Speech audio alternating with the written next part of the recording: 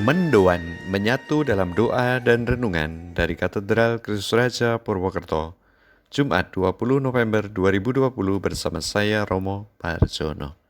Saudari-saudari yang terkasih, selamat pagi, salam sehat berkat Tuhan untuk kita semua.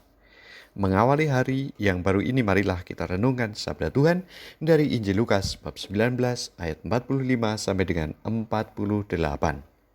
Kita siapkan hati kita untuk mendengarkannya. Dalam nama Bapa dan Putra dan Roh Kudus. Amin. Tuhan bersamamu dan bersama rohmu. Inilah Injil Yesus Kristus menurut Lukas. Dimuliakanlah Tuhan. Pada waktu itu Yesus tiba di Yerusalem dan masuk ke Bait Allah. Maka mulailah ia mengusir semua pedagang di situ. Ia berkata, "Ada tertulis, rumahku adalah rumah doa, tetapi kalian telah menjadikannya sarang penyamun." Tiap-tiap hari Yesus mengajar di Bait Allah. Para imam kepala dan ahli Taurat serta orang-orang terkemuka bangsa Israel berusaha membinasakan Yesus. Tetapi mereka tidak tahu bagaimana harus melakukannya, sebab seluruh rakyat terpikat kepadanya dan ingin mendengarkan Dia. Demikianlah Injil Tuhan. Terpujilah Kristus. Rumahku adalah rumah doa, tetapi kalian telah menjadikannya sarang penyamun. Setiap agama dan kepercayaan dari dominasi apapun membutuhkan suatu tempat.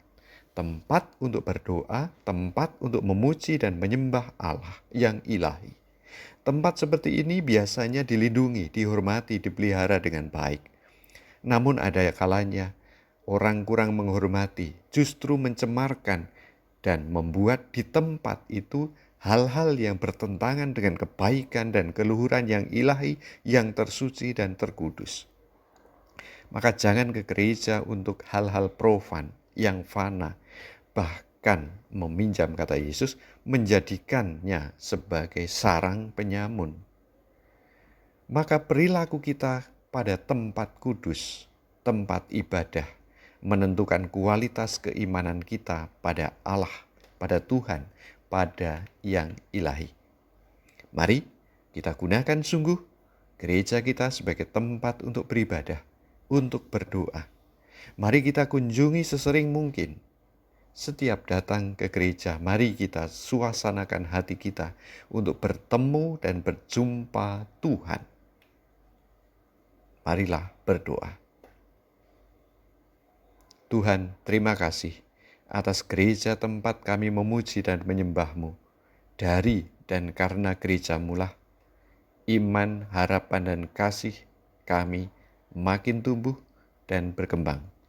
Semoga kami makin mencintai-Mu dengan bersikap hormat terhadap gereja milik-Mu. Demi Kristus Tuhan dan pengantara kami. Amin. Mari kita mohon berkat Tuhan.